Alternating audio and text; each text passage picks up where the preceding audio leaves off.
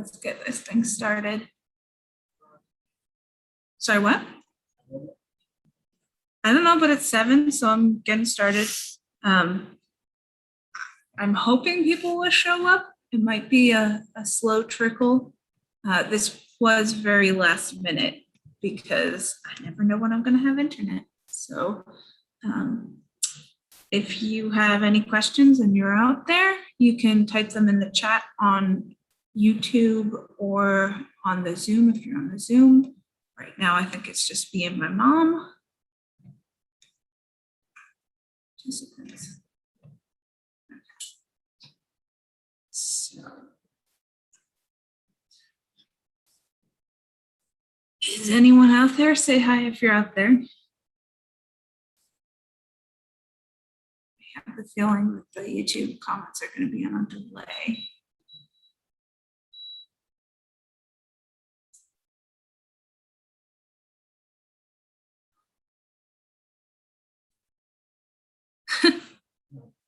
I'm just looking at the stats on the YouTube, which is really weird. It says how long people have been watching, and this is 38 seconds. So I guess we've been going for 38 seconds. I don't know if that counts as me. I'm not on YouTube right now. I'm just on the stream's current bit rate is lower than the recommended bit rate. I can't do anything about that. Internet is what it's going to be for, working out of a Motel 6. So it's been a struggle. So, chat.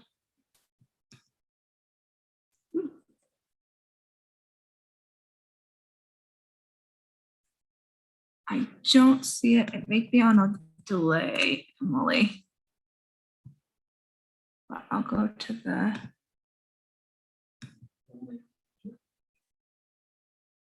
Emily said I put in a chat. Can you see?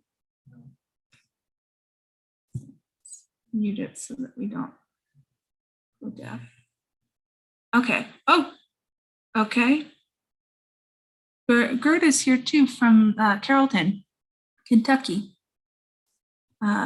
Great Falls has been great so far. Emily, we went to see the official Great Falls yesterday. No, not yesterday, this morning. And then we went to the Lewis and Clark Interpretive Center, and then the Charles M. Russell Art Museum, which is all cowboy art, which is pretty interesting. So it's probably the biggest city that I've been in a while. I think it's bigger than Bismarck, and it's bigger than Pierre for sure. So I don't know about population, but definitely the amount of stuff that's here.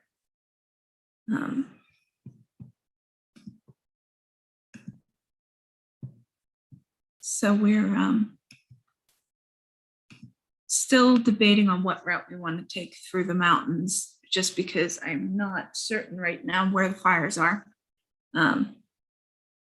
There's a shorter route that's much steeper that is not on fire right now, which I thought was on fire. But then there's a longer route that goes through the mountains a little bit more. And that's the one I want to do because it's the one that Lewis and Clark took on the way west. But, I don't want to be lit on fire. So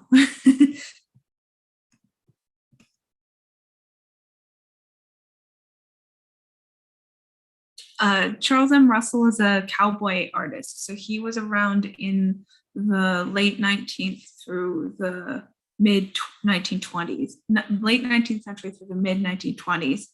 And he is, I think we've read that he was the highest paid living artist in his lifetime. He painted cowboys and Native Americans, and he sculpted a lot of stuff. There's a house museum right next to his art museum. I have a ton of pictures of his art, but they'll be going on Instagram and probably my blogs in the near future. But I'm still in Pierre, South Dakota in my vlogs. So, and gosh, I think I'm still in St. Louis in my Instagram, but I take too many pictures. So.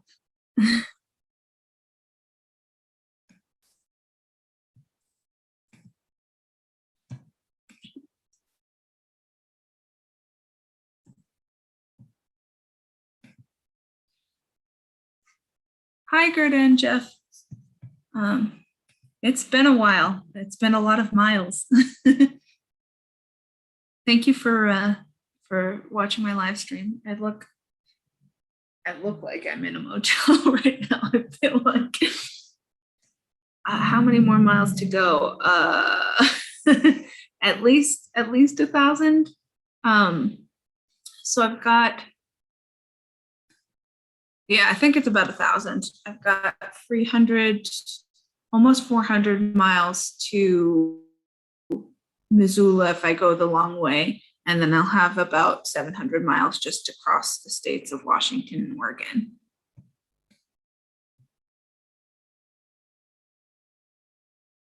Hey, who is Red Noise? Lynn. Lynn, okay, hi.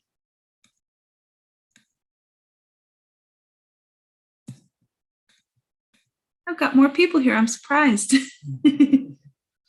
But at this point I've done probably 3,500 miles. I haven't done the math yet, but definitely over 3,000 miles. And the total is approximately 4,650.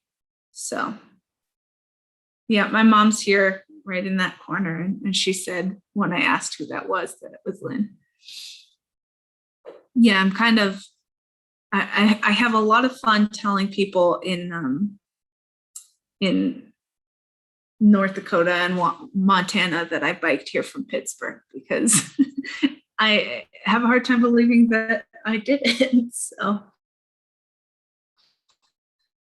the smoke situation in Great Falls right now isn't too bad. It was not great in Lewistown, which was the last city before Great Falls.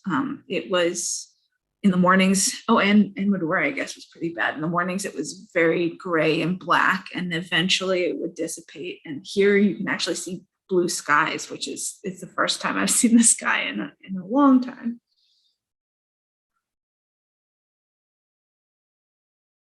I found somebody at the Lewis and Clark Interpretive Center who gave me the web information for the, there's a website that the firefighters use to figure out what the fire situations are. So it's not easy to find out, I guess, where the fires are, because the maps don't really show you the highways very well. So it's all an approximation, but it's something. It's better than what I had before I asked. So elk, bears, and smoke in that order. I have not seen any elk, any non-taxidermied elk. I have not seen any bears, thank goodness, but I am very bear wary. We have my mom's here with me. I don't know if you knew that, Jeff, to support me through the mountains and to keep our food in her car instead of anywhere near my campground. So we're aware of the fact that bears are going to be an issue, especially because they're fleeing the mountains because of fires. But it hasn't been a problem yet. And I don't think we've quite hit country that they would be roaming around free in. They're still very much in farmlands and on plateaus. And then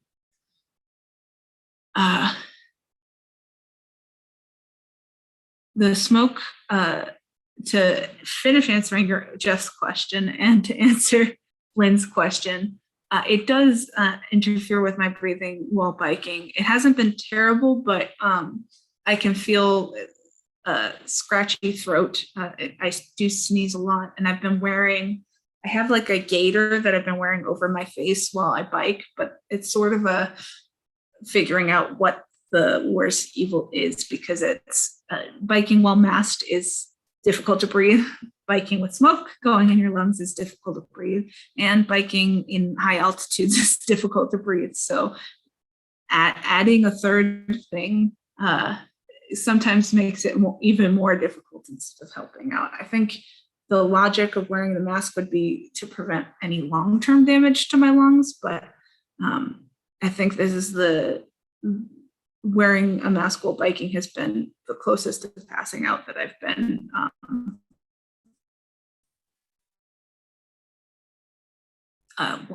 While particularly going uphill.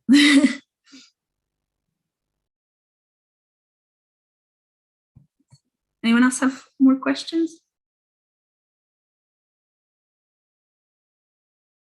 My internet connection is unstable. That's not surprising. I'm surprised that you guys can hear me at all.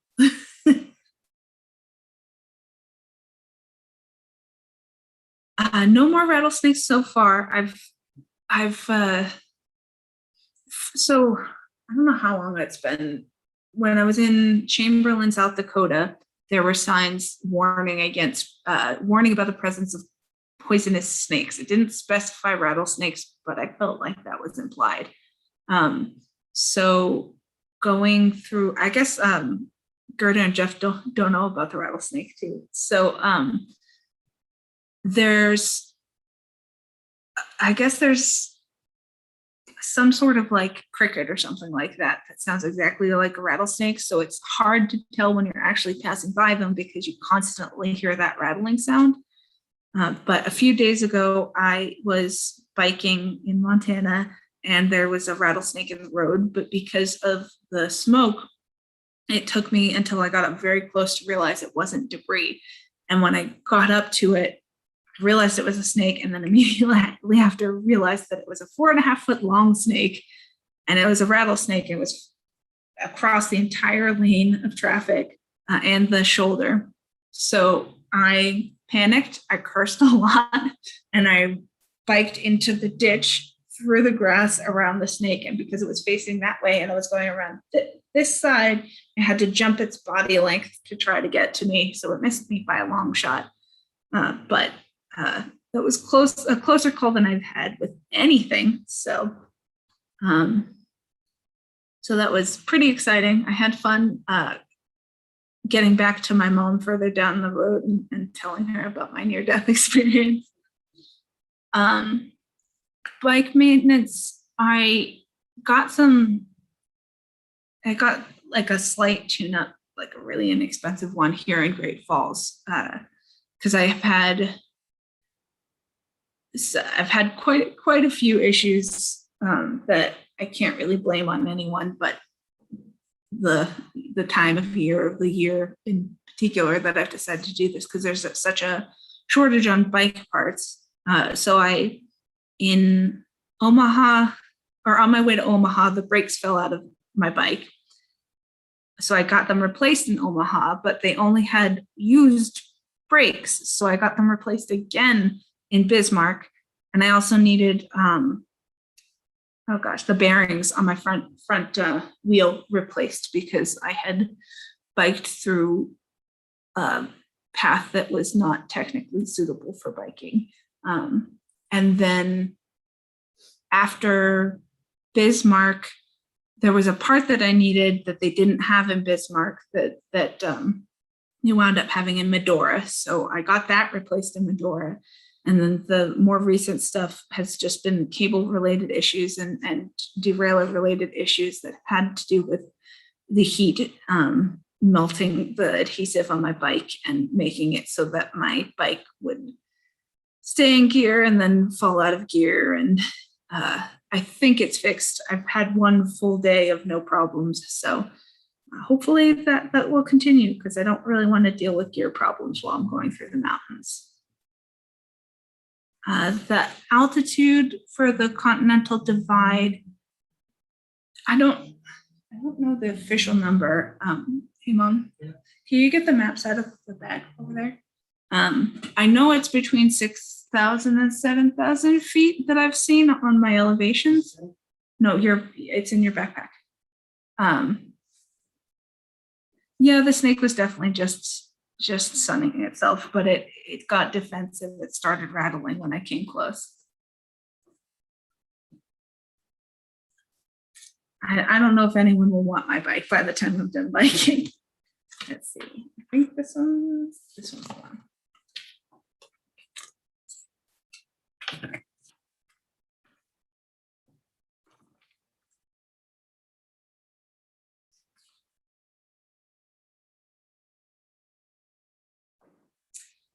Yeah, it looks like just over 7,000 feet.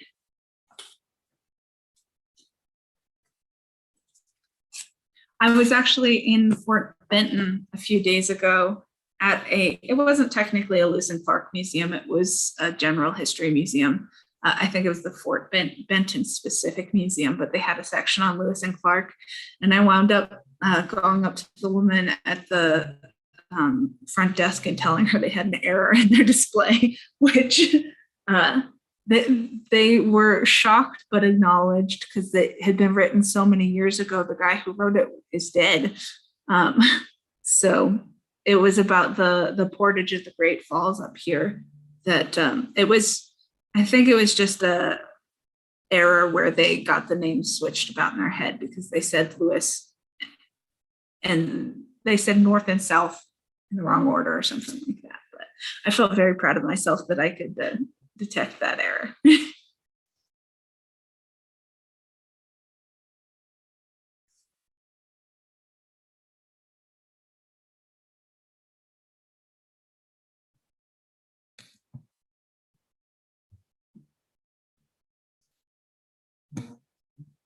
No questions right now. If anyone has any more questions, I'm caught up so far.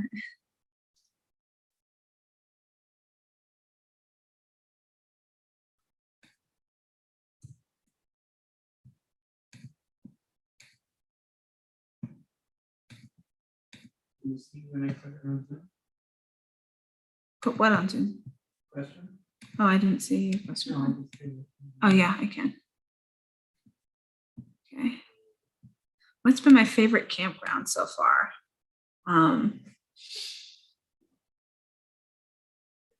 So this is has nothing to do with the quality of the actual campground, but when I was in Pollock, South Dakota, I made friends with a 13 striped ground squirrel. I fed him almonds out of my hand. So that was my favorite just because it's a very cute animal if you haven't seen them before. I'm going to see if I can pull up a picture of them. Let's see.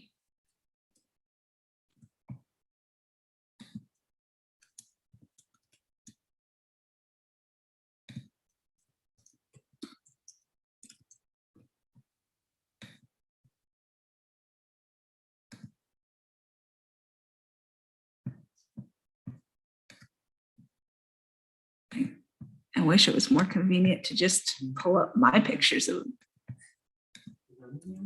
Yeah, she is. Let's see. Share screen. This is a 13 striped ground squirrel. Isn't it the cutest?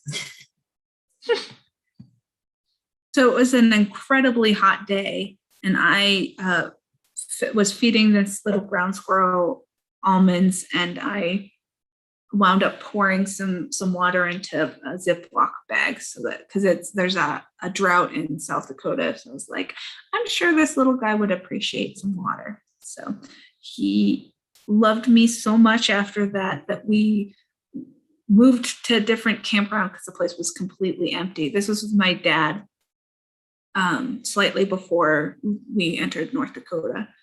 So we sat in another campground just because there was shade in it.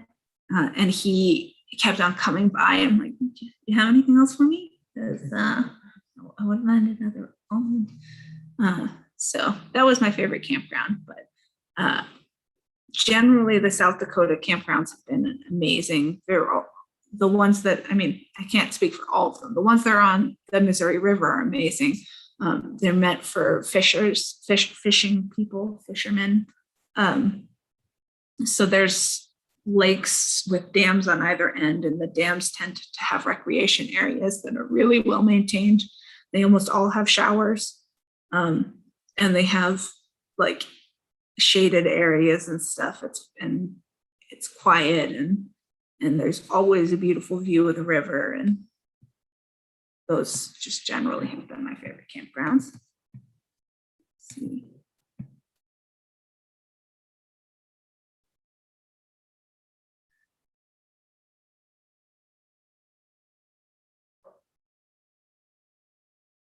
Yeah, I should be going through Helena before I get to Missoula. If I'm going the route that I'm thinking, I kind of do a big U down to Helena and then back up to Missoula. That's where the plains are that Sacagawea ran into the Shoshone and her brother, oddly enough, on their way. So it's the primary purpose of Sacagawea was navigating them through that area and helping them trade for horses. I technically have started getting into mountains. They've been pretty mild, I guess. I've definitely biked around mountains and I've biked up on top of plateaus. But I think this week is when the actual mountains are going to start trying to kill me.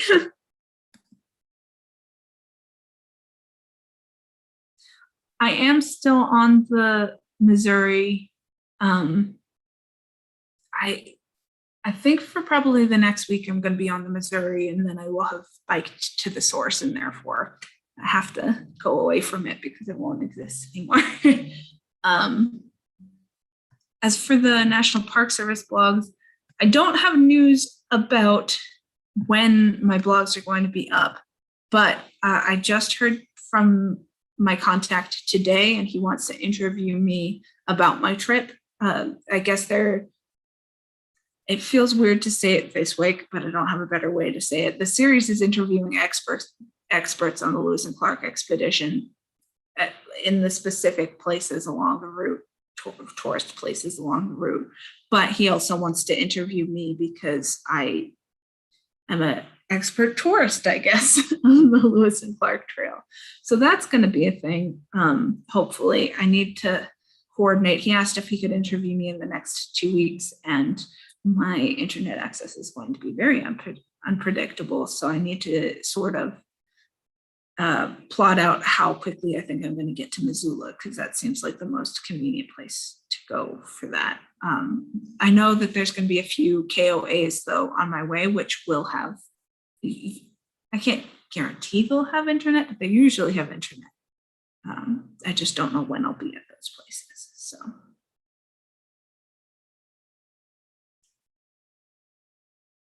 Yeah, I've been starting to get up on plateaus. So Great Falls is waterfalls in the Missouri River. So it's a very steep incline to a plateau. And then I don't know, I doubt we go down again because the Missouri doesn't run uphill. But I think that it's going to be flat, and then the foothills are going to start, and then the mountains are going to start. But we have been, I've been biking around the Judith Mountains, so I've been biking those foothills already. There's a lot, I mean, it's Montana, it's called that because there's mountains. There's a lot of mountain ranges here. So, but I haven't dealt with anything outrageous. I have, we were in the North Dakota Badlands a few weeks ago, and that was buttes, not mountains, but they're still sizable rock surfaces that you need to bike. So it's been mostly gradual uphills, not deadly inclines, but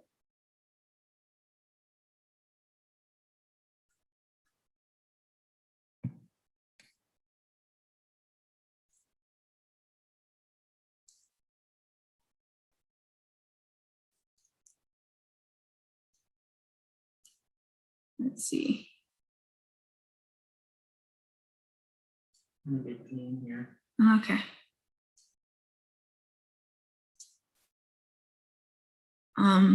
What else can I tell you about?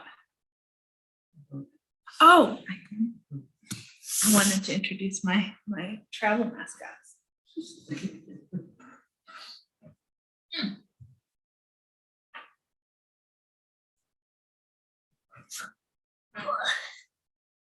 Let's see.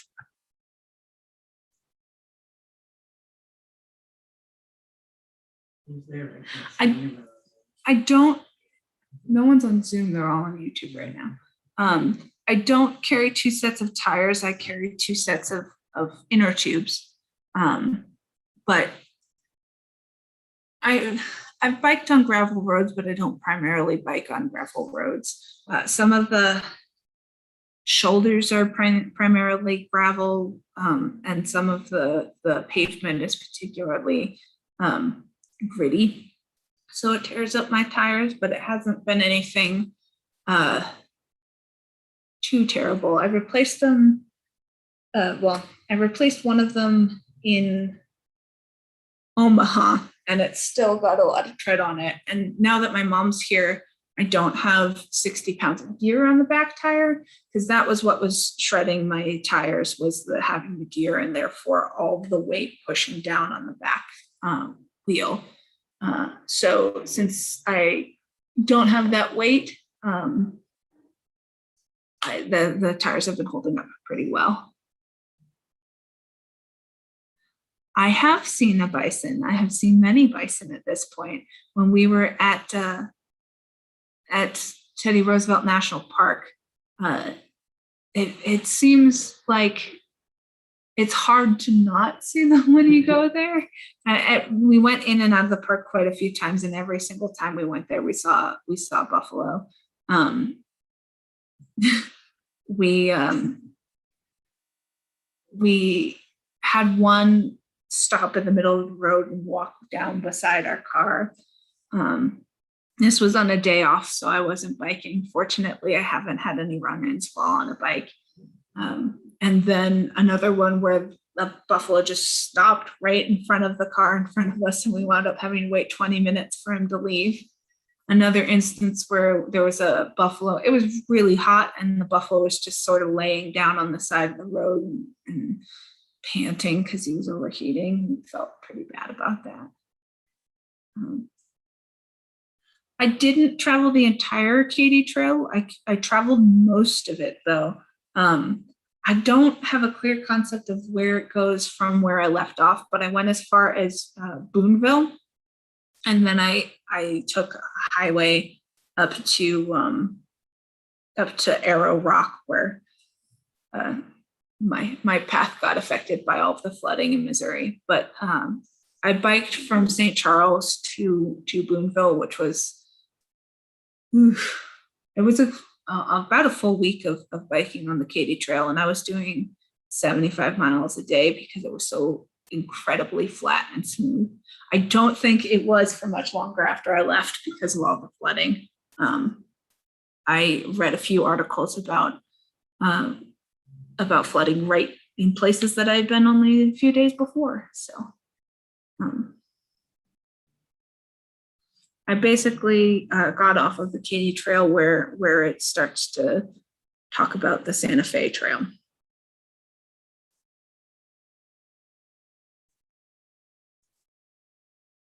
So I got up a second ago because I wanted to introduce my travel companions.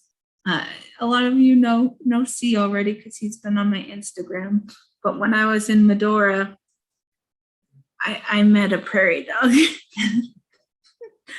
His name is Pomp. He's named after Sacagawea's son. And if you know anything about me, I'm obsessed with prairie dogs. I've seen many prairie dogs at this point. My last, well, I guess it wasn't my last live stream, but I've been asked a lot if I've started to see prairie dogs yet. I started to see them the day before I got to Pierre. And then I saw them every once in a while. And then there was a long pause. And then I saw a ton of them at Teddy Roosevelt. And then just the other day, I'm guessing those were my last prairie dogs, but I saw them just outside of Fort Benton. And I talked to a woman at the Lewis and Clark Interpretive Center, and I had to, actually, I think it was called the Upper Missouri Interpretive Center, the Missouri Breaks Interpretive Center in Fort Benton. I had to convince her that I had seen prairie dogs because she hadn't seen any in those parts before.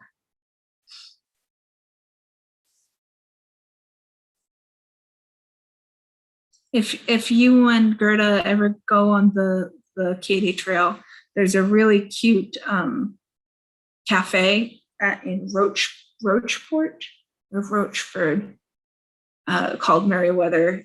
It's named after Meriwether Lewis, and it's a bike shop and cafe. And it has outdoor seating, and I got a hamburger there and got to enjoy sitting under an umbrella for a while. It's pretty nice.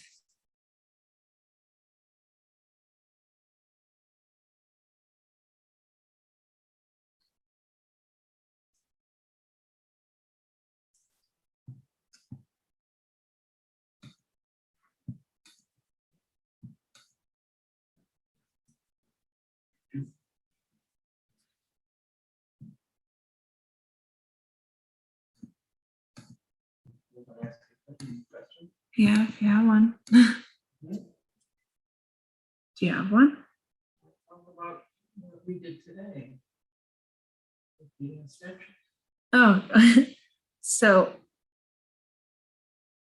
yeah, it's a really pretty area. The tunnel that evidently the Katy Trail is famous for that I'd never heard of before is right there. It's the road was closed because a bridge was out. So the manager who I asked for advice on that detour told me that I should go to the tunnel just to see it and take pictures and then come back. My mom's telling me that I should tell you about our adventures today. We started this morning going for a walk to see the Great Falls. When I was in St. Charles right before I started the Katy Trail, I was at the Lewis and Clark Boathouse and Museum and had a nice conversation with a woman there about the Great Falls, because I was under the impression that dams had made the falls in Great Falls disappear, but there's both of them. There's dams and waterfalls. So she told me that they're still there. I could still see them, and that when I get there, I should make sure that I can experience it in a way where I hear the falls before I see them. I don't know that there was much of a way for me to not hear them before I saw them, but it meant like a mile-ish hike on these really narrow dirt paths. And I saw the falls, and they're gorgeous. It's such a weird thing to see, though, because there's these natural waterfalls, but at the top of all of it is this giant dam with water rushing down constantly. So it's this weird combination of nature and man-made. And then there's a little picnic area underneath it, like within view of the falls, that's pretty gorgeous. I joked with my mom, if I ever get married, that I get married there. It doesn't actually seem like a logical place to get married, because you have to walk on this shaky bridge to get over to the picnic area.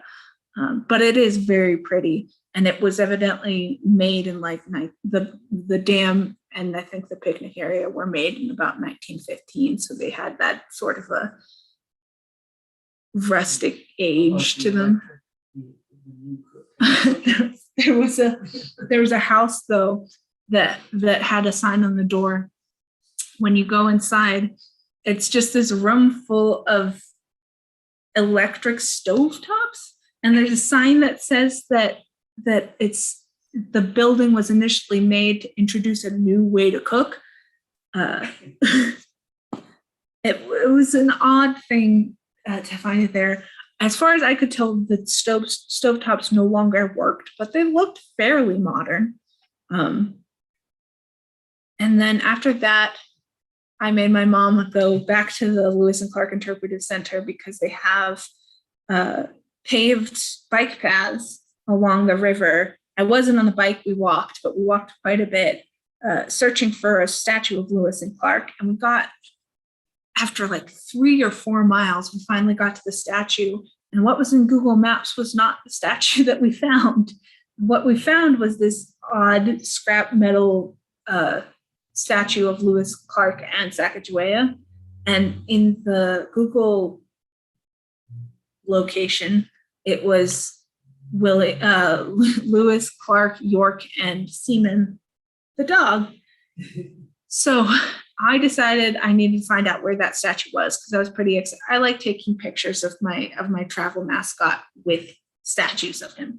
So I decided I needed to find this statue, figure out where it is. And he was like, well, if anyone's going to know where a statue of Lewis and Clark is, it's going to be the Interpretive Center. So fortunately, that's where we were parked, and we went back there.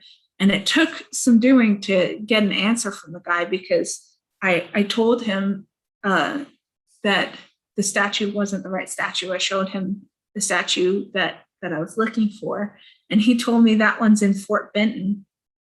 And I was like, no, they have a statue where I went of Lewis, Clark, and Sacagawea. I'm looking for a statue of Lewis, Clark, York, and Seaman. The one in Fort Benton is of Lewis, Clark, and Sacagawea.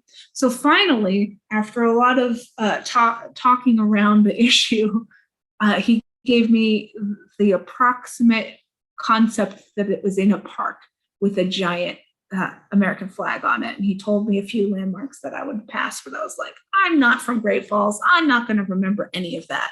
So I just found a park on my phone, showed it to him, asked if that was the park. He said yes. I went there. We walked around the entire park. I got about halfway through it, and I was like, I don't feel like this is right. So I found a park 2 miles away on the map. And I was like, I think this is it because there's a picture on this Google map too of the statue that I'm looking for. So we wound up driving to that, and it was right there in the parking lot. So I have pictures of it. I have pictures of this guy, but there was also a Seaman statue though at the Lewis and Clark Interpretive Center. It just didn't have any humans. So.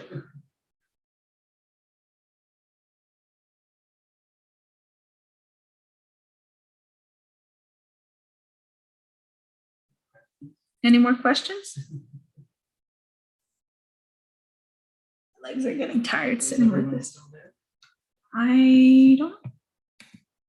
Yeah, I got 6 people watching.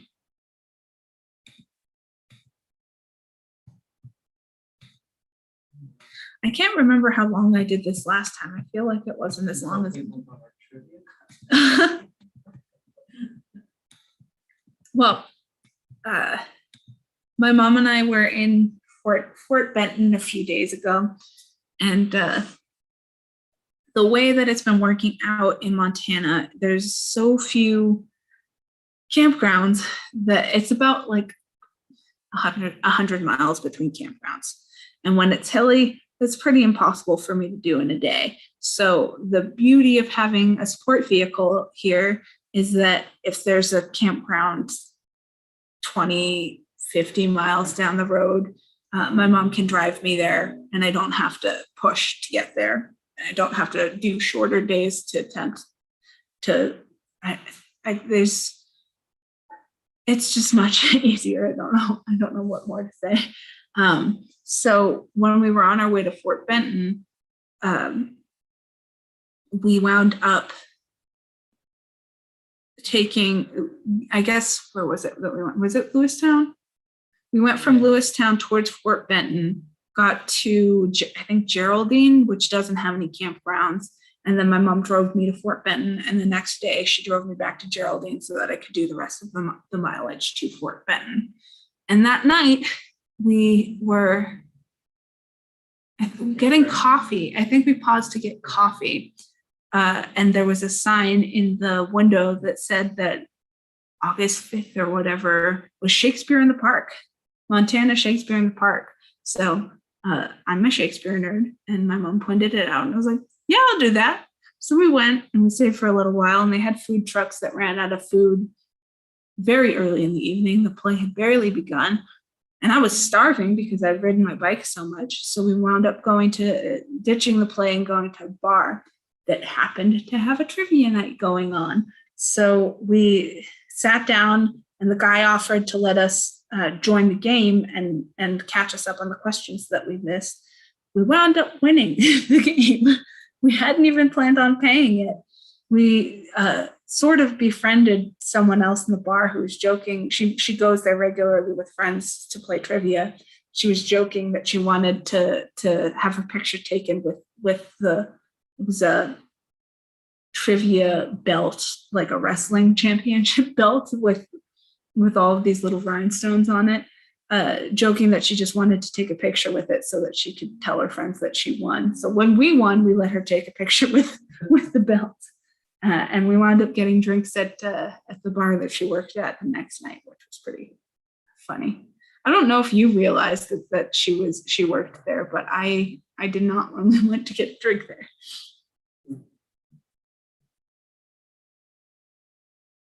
I do feel like I'm becoming superhuman. There are some days, like right before I got to Great Falls, I was planning on doing 50 miles to get to Great Falls, and the winds were so insane that we were doing my usual routine, which was bike 10 miles, take a break, bike 10 miles, take a break. And I felt like I biked 20 miles because I had headwinds that were so strong that not only did they make me go uphill incredibly slowly, but they made it feel like I was biking uphill as I was biking downhill, which meant no relief at all. So I wound up deciding to split it into 2 days, and biked the other 20 some odd miles yesterday, which was a whole lot easier. And it made it a lot easier. I mean, the wind was not as bad too, and the temperature was not as bad, but it made it easier for us to get to the bike shop to get the tune-up that I desperately needed, because not being able to get into my higher gears was making it more difficult too, because it's nice to be able to propel yourself down a hill halfway up the next hill, and I couldn't do that. It was just a constant drudge. So it worked out for the best, and I stayed here. I guess, I mean, technically this is my only day off because I biked 20 miles yesterday, but we've been staying here for 2 days in Great Falls so that I could catch up on work that I still haven't started doing yet today. I've done the navigation work that I need to do, but I haven't done my blog posts, which I will be doing as soon as we finish this call. So.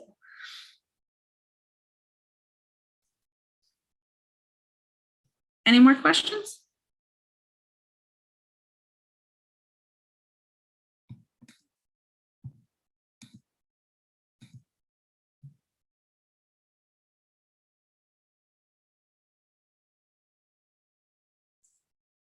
Yeah, I feel like biking 40 to 80 miles a day every day has been a real test on my willpower, especially if I take 1 day off a week usually. And after a day off, getting back on that bike is one of the hardest things that I have to do. Like, it doesn't matter how little I have to bike, getting back on my bike after a week of doing that is difficult when I take any time off. But once I start, it's easy to keep in the swing of it and keep pushing myself.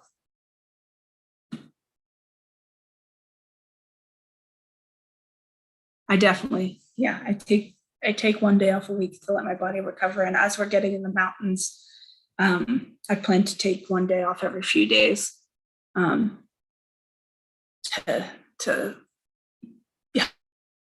help get myself through it and let myself recover. Well, I'm gonna say one last call for questions, and then I'll let you guys go, and I'll do my homework.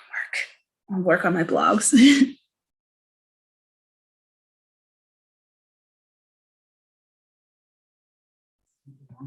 Yeah, I do laundry. I need to do laundry.